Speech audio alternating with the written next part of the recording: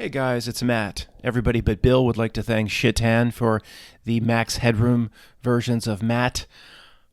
This truly deserves it. Oh no. This guy's, if anybody wants to hang out on the back end here, this has inspired me to talk about Temujin. And anybody want to talk about the Genghis the Khan, the Mongol Empire? You know, it's one of my favorite topics of all time.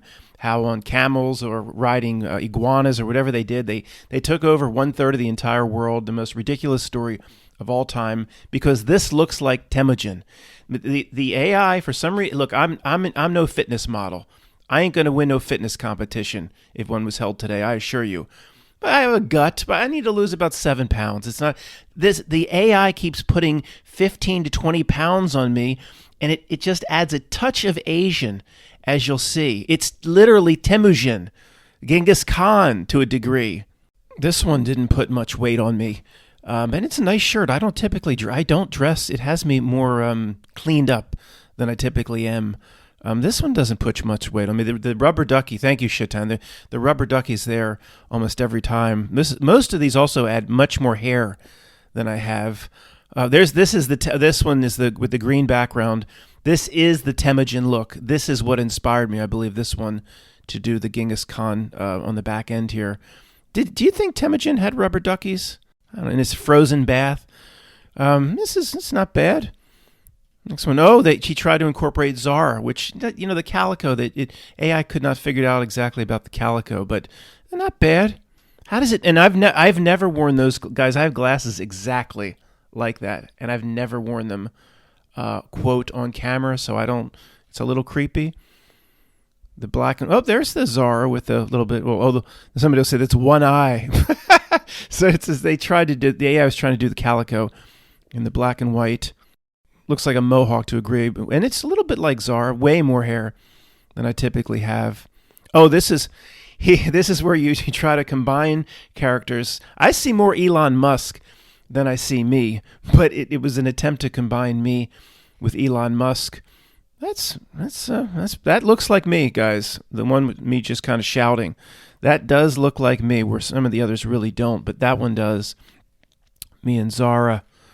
And who knows what this is? Is that Hillary Clinton? I'll ask Shitan to describe what was put in here as the prompts. Bill, are you still with us, Bill? You're not looking to call a counselor? Or Bill, it's okay. It's okay, Bill. Shitan, I didn't do this. It was done for me. It's funny as shit. And it's not, I don't believe like they do some of the native tribes in the United States. If you took their photograph, it would take your soul. I don't think this will. I really don't. But I'll guard against it. You relax, Bill, and you just settle into this.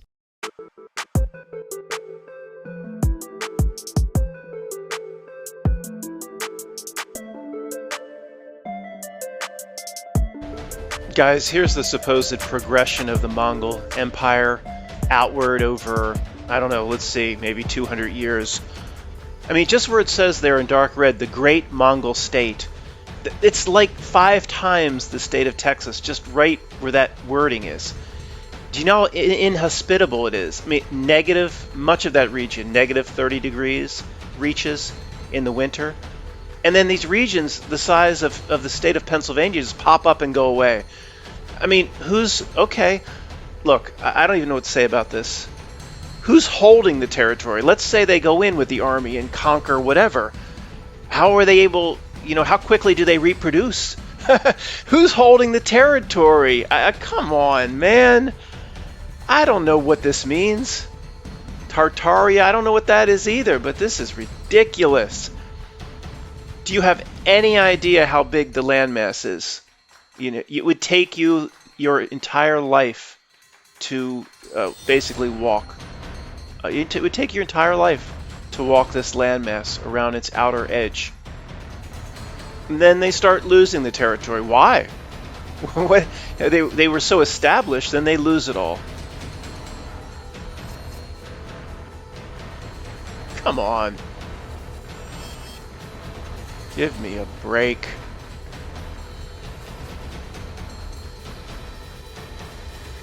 If anybody says, Matt, you were just dying to talk about Genghis Khan and Kublai Khan and that bullcrap one more time, yeah, I guess I was. I mean, it's probably been 3 years since I've talked about it. It is one of my favorite topics, and it probably was lingering. And as soon as I saw Temujin in myself, literally, I see I forget the English and German and Irish lineage. I think it's Mongol lineage. Well, that brought it out of me.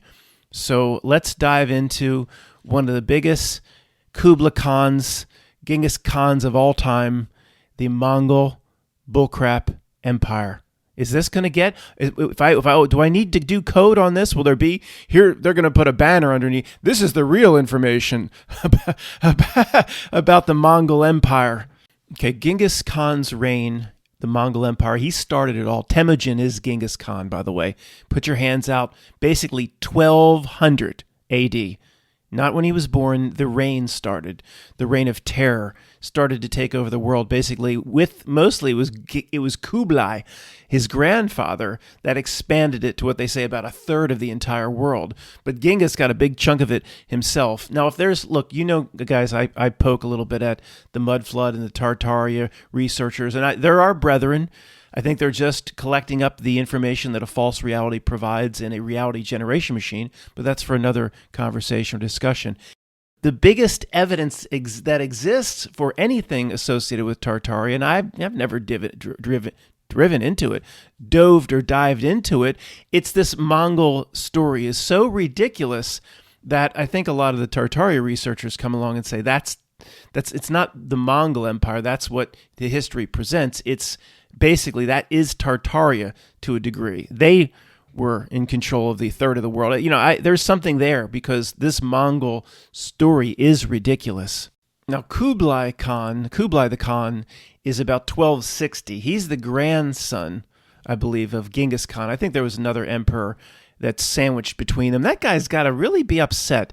The whole world knows Genghis Khan. The whole world knows Kublai Khan. There's some no-name, some unknown son of a bitch sandwiched between them, I believe. But anyway, the grandfather, Kublai, who named him? 1260. Put your hand, 1260 A.D. Then it wasn't ever, King Genghis Khan is the more famous one. He just camped. No, he expanded it like huge, more amounts of territory, the size of Texas, and another the size of Texas. Have you ever flown over Texas? I fell asleep once for 2 hours. Where are we? Still over Texas. I'm not joking. It's a gigantic state. It's like the eye of Jupiter. You could put like 1,000 Pennsylvanias inside of Texas, I think. But so Kublai Major League expanded the territory, which is even more ridiculous. All right, here's a picture of the Mongolian steppe. It's just as lousy now as it was back then. The problem with mounting a campaign, if you will, against the entire world is there's nothing there. In first grade military school, it's probably TAPS, where Tom Cruise went, and Timothy Hutton and Sean Penn. The first class they took was about mounting a campaign around resources and infrastructure and railroad lines and the ability to make steel and horses and to make leather armor and food. See, food and drink is also important. That should not be down the list. That should be. So there ain't nothing there. It's as lousy today as it was back then. It's like, what's that Timmons character that took, I was going to say Brad Pitt, Kevin Costner in Dances with Wolves. Timmons drove him out to the Fort Sedgwick. He says, "Nothing here, Lieutenant. There's nothing down there, Lieutenant." That's the Mongolian steppe. There's nothing there. Remember that Timmons he had that weird way of driving his mules. There's nothing there, Lieutenant. The first time Timujin would have stood up and said, "We're going to take over the world," somebody would have stood up and said, "There's nothing here, Timujin. Didn't you go to your first class in military resources school? We need infrastructure, you jackass." Genghis Khan would have sat back down and said, "Oh yeah, I forgot. There ain't nothing here. There's no way to mount a campaign against the rest. There's no way to even mount a campaign against the neighboring village. So, okay, just bad idea, my bad." And he would have sat down. There would have been no Genghis Khan history, no Mongol horde history. And I need to look into Attila the Hun. That one I've never looked into. That's probably the same bunch of horse crap, but I don't know anything about that. I just know that no group of tribes people, each tribe on the Mongolian steppe back then, even today, it's like 100 miles to the next tribe. You have to walk 100 miles. You get out there, it's 5 guys and a camel. There's nothing there. They're probably so back then it was just millions and millions of people overflowing. I mean, come on. Anyway, so that would have been the end of it. Genghis Khan would have sat back down and said, just an idea I had. Let's just go back to work shearing the llamas or whatever they would have done. Even if he could have got, if you play it out back to who had the original idea to try to take over the world, if you go all the way back to who had the idea and how it was presented, then this is what people, your Aunt Ginny and the people down the road don't do. It all breaks down very quickly, like almost everything we look at. Who is the first person regarding that big event in 2001? Who raised their hand in a meeting, right? I always love to play this out and said, I know what we can do for the official turn of the millennium. We have our esoteric calendars we don't share with these great unwashed. They think it's January 1st. And Dick Clark drops the ball. And our esoteric calendars say it's September of 2001 is the day of the new millennium. So anybody got any ideas what we can do? How we can celebrate? See, it all breaks down. It was like nobody had an idea for this, right? That's where it's a reality breakdown. So nobody raised their hand and said, I have an idea. It can't work like that, right? It's like meant to be their creepy ways. But it's the same with Genghis Khan. Let's just say he did have the idea, like, let's start taking everything over. Okay, well, who did he present that? His little council. And his council around a fire and some guy over there shearing llamas and said, okay, that's a good idea. So even his but it wouldn't have been a good idea. Half the council would have said, well, why we want to try to take over big parts of China? And it's not easy, and go up into the stands and Kurdistan and Tajikistan where Borat's sister is. They would have said, well, it's a tough life here, Genghis, Timujin. It's hard for us to survive the winters as it is. Why do we need to start taking everything over? For what? What'd they do to you, Timujin? You got ants? So what? They would have never, his immediate crew would have never left. Let's just say they were down with it. We down with that idea, Timujin. We're going to take over big chunks of, now they didn't realize at that point, Matt, they're going to take over a third of the whole world. Just big, huge chunks of China and then moving up. You know how inhospitable the territory is as you move up in Mongolia. Matt, you've never been there, but I've seen movies into Siberia, into the stands. Do you know how inhospitable, if that's even a word, and impossible it is to move? They didn't go out to Fromers and find maps and guides of what to do and how to entertain the troops and where can I get water. They could have just died crossing deserts and there's no water for big, huge swaths. Even if they could have convinced their little clans to do it, what would have happened? I mean, they would have gone out and 4 or 5 days in, the water would have dried up and there's no maps. You can't just go to a friendly little store and say, can I have a map over the next 1,000 miles that show me where good fresh water is? Oh, yeah, let me get that. Would you like anything else, like an ice cream sandwich? They don't sell, nobody had that. Well, okay, we were told Timujin had this idea to take over the world, whatever, and nobody in the Mongols were doing it before that. Nobody's going to tell me, well, Matt, they sent scouts out, and that would have taken 20 years. If Timujin, let's say he had the idea that we're going to take over big swaths of China and the whole world, he would have, the only history that would make sense is Timujin, or let's just call him Genghis. Genghis would have done a tiny little bit. He would have done the scouting. He would have taken over little areas. He would have sent his people out. You know how long it takes to go out in all directions on a camel or a horse or a whatever they rode, a chameleon, a lizard, an iguana? It would take 20 years to map everything. Okay, this is where the army will be able to drink. This is where the army can get food. And then it would make more sense if then Genghis he then exploded the territory of that. Even doesn't make any sense. But Genghis just decides to go out and in just a year he organizes the troops. He rallies everyone together. Even if that was true, okay, they go out 4 or 5 days being hungry, tired. The whole army would have. What are we doing out here? My wife's at home, 8 months pregnant. What are we doing out here? The men that left had no wives or family at home, no little business where they fasten leather pieces. Just where did the money come from whatever could be converted into money to get the leather? They didn't even have steel armor, it was leather armor, bunch of horse shit. They didn't have shit. They'd have been out there 5, 6, 7, 8, 9, 10 days and be like sleeping in the mud. Like, what are we doing out here? It's they can't. You just can't take a subway from wherever. Let's look and see where their capital is in Mongolia. There's no Elon Musk tube tunnels underground where you can just come out and ravage the city and then get back in your tube tunnel. It's weeks and weeks and weeks of sleeping in the dirt, sleeping on the ground. The army would have, what are we doing out here? Nobody stops to think about this. It makes no sense. The army would have said, what the hell? To make this pudgy man rich? This Temujin? Hey, Temujin, fuck you. And the whole army would have gone back home. Give me a break.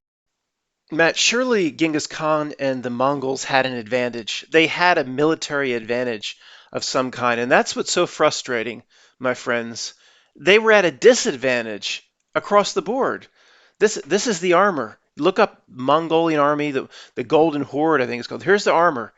It was just a bunch of pieces of shit. They didn't have steel armor and helmets, and they probably didn't even have steel swords, although steel had been invented at that point.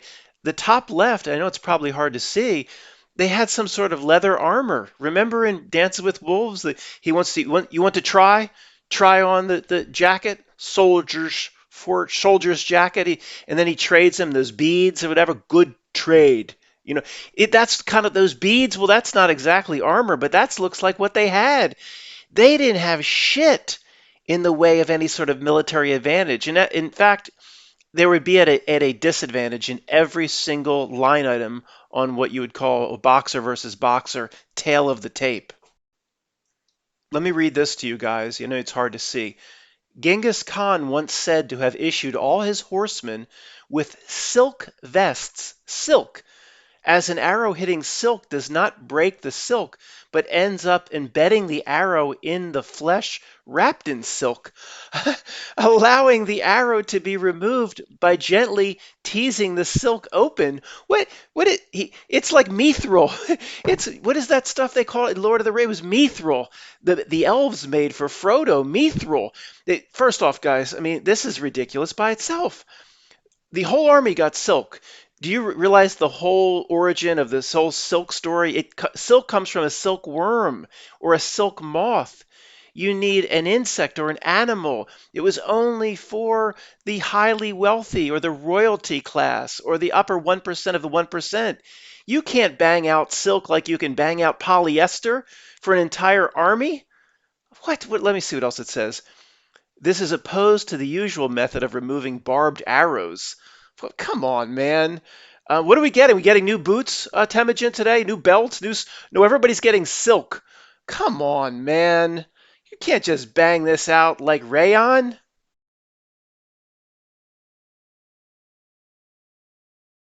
Guys, I don't know what to say about this. I don't know how they do it. If you spend months researching the Mongolian Empire, a section of it called the Golden Horde, there's tons of details. You could visit towns where they could show you, wow, the Mongolian horde, this was a famous battle. I don't know how reality pulls this stuff off, things that just don't make any sense. Yet, if you go out to the screen layer, the outer ring of reality, it will give you all the evidence in the world that everything being presented actually happened. But it never jives or corresponds with common sense. And, have I spent years looking into it? No, but that's just getting closer to the reality trick. I don't do that anymore. Here's a picture, guys, or if you're driving, the Mongolian steppe. It shows one tent, and there's not another tent, it looks like, for 50 miles in every direction. Now, would you say that it's a better chance that because of what we have today in terms of overpopulation around the world, is there a better chance, just overall, that the population should be higher today or what it was in 1200? Well, of course, there's a better chance today. There could have been greater populations and likely were in 1200. Maybe the climate was different or it was more temperate. It wasn't as cold, but it wasn't packed with millions of people. Is that what history tells us? That the Mongolian steppe in 1200 looked like New Delhi today? I mean, really? And even if it was crowded, why would they ever set out across the most inhospitable and difficult terrain on the entire world? Just above this area is the start of Siberia. Now, I've never backpacked through the stands, but I assure you, it's very the mountain regions. You will not survive up there for more than a day or two, and that's with your Fromer's map. It doesn't make sense from a common sense perspective. And in this way, people come along and say it's Tartaria, then, I understand that because there's no other way to explain this massive history. And there's tons of details, guys. Tons of details, so much so, like my friend Tony would say, Matt, there's stacks and stacks of books and a history that goes back 1200, 13, 14, 1500, 1600 that show how the Mongol hordes ebbed and flowed, and it's reflected and matched up with Chinese history. I don't know how reality pulls this off, guys, but it's again one sentence. We live in a reality generation machine, which is a conspiracy generation machine. It's fluid, it's not very real, and all I like to do is point out how the basics don't line up with common sense. I don't care if there's stacks and stacks of books that could prove me wrong. I don't dive into those details anymore. Thanks for listening.